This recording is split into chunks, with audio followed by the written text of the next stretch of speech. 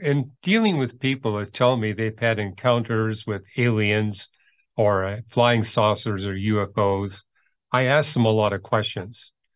And often when people tell me they've been abducted, it's a psychological experience they're having. It's not really an encounter with UFO beings. However, I found some that really are an encounter with UFO beings. But in every single case, it only happens to individuals who are very deep into the occult or witchcraft.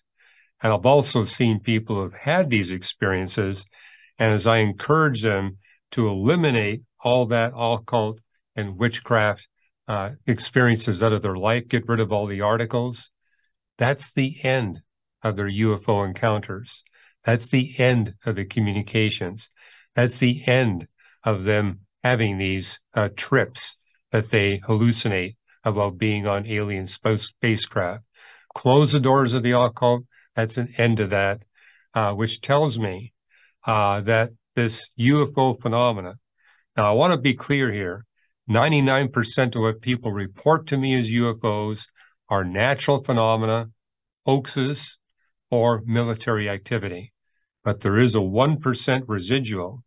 And what's interesting about that 1%, it's real, but it violates the laws of physics. I'll give you one quick example. There are about 2,000 documented cases of people reporting UFOs flying through the atmosphere, crashing into the Earth. And as they go through the atmosphere, their velocities are recorded at above 5,000 miles per hour. And yet there's no heat friction observed. There's no sonic boom. If that was a material object coming through our atmosphere, you would get both a sonic boom and you would see heat friction. That's not observed. You go to the crash site and you'll see a shallow crater. If there's snow, the snow is melted. The vegetation is damaged. But as you examine the crash site, there's no debris, there's no artifacts. So that's why I'm persuaded that this 1% residual, we're dealing with non-physical reality. I read this Bible that tells me that God created beings that are intelligent, they're spiritual, but they're not physical, referring to the angels. And so I look at this as an angelic manifestation. And I also think we're dealing with the fallen angels, not the righteous angels, because when people have these encounters, these close encounters with UFOs, it's 100% deleterious. The best you're going to come away from with such an encounter is recurring, terrifying nightmares. What's the worst case scenario? People have been killed by these encounters. So injury is very common, but most frequently, it's the psychological damage that happens to these people. And then the messages that people receive when they get verbal contact with these UFO beings clearly is one of deception. So that's why I'm convinced we're dealing with the fallen angels, not the righteous angels. The percentage of people having these encounters is variable. It's high in equatorial Brazil. It's high in France. But these are parts of the world where you got a large percentage of the population involved in witchcraft and the occult. Where I saw the highest incidence is when I was speaking in the Soviet Union when the communists were still in control.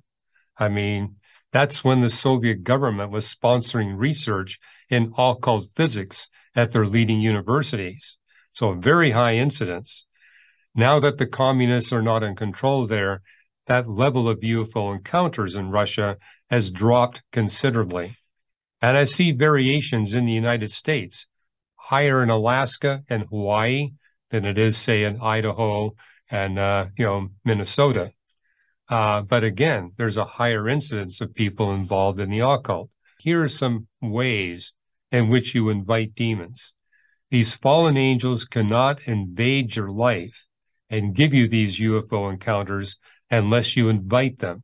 They need an invitation.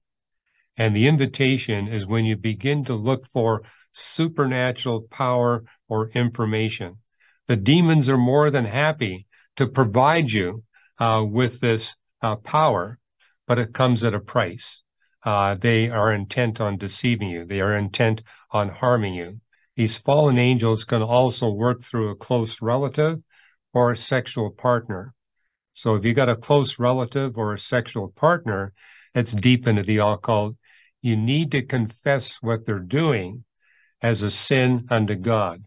When you do that, that closes the door, not for them, but for you and for people under your authority. You're involved in a seance, you're basically inviting a demon to invade your life.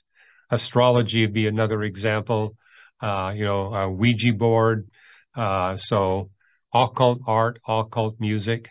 If you get the occult out of your life, if you stop trying to pursue paranormal powers through reading occult books, that will be the end of your UFO encounters. Now, it works the other way. If you bring the occult in your life, and the more you bring in, the more likely you will to have these UFO encounters. And I find it interesting. I run into a lot of people that have repeated UFO encounters. And that's a clear sign to me they're really deep into the occult. And sometimes when I ask them questions, they say, there is no occult in my life. But as I ask them a lot of questions, they say, oh, that's the occult? I had no idea. And so, they say, oh, yeah, we had a Ouija board party at our home. Well, that's an occult invitation. Get that out of your life. That'll be the end of these encounters. And there's this real sense of relief when people get this out of their life. Their anxiety level goes down. They stop being depressed. But it's important that they open their hearts up to truth. Don't just let your heart be empty. You got rid of the bad stuff. You need to bring in the good stuff, the truth of what the Bible says about a God that wants a relationship with you, where he's going to deliver you from sin and evil step by step and transform you into the character of Christ. What a great offer.